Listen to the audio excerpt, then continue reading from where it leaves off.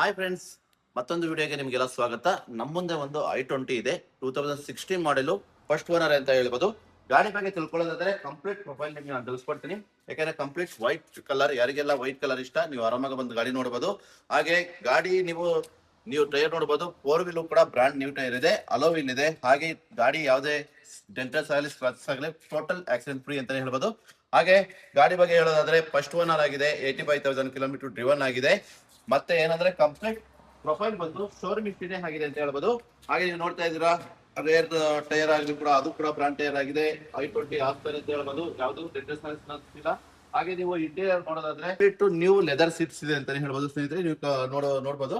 ಹಾಗೆ ನೀವು ಫ್ರಂಟ್ ಬಂದ್ರೆ ನೀವು ಗಾಡಿದು ವೆರಿ ಗುಡ್ ಮೇಂಟೆನೆನ್ಸ್ ಅಂತಾನೆ ಹೇಳ್ಬೋದು ಸ್ನೇಹಿತರೆ. ಗಾಡಿ ನಿಮಗೆ ಕೋಟ್ ಮಾಡ್ತಾ ಇರೋದು 5,50,000 ಹೇಳ್ತಿದ್ದಾರೆ, ಅದು ಕೂಡ ನೆಗೋಷಿಯಬಲ್.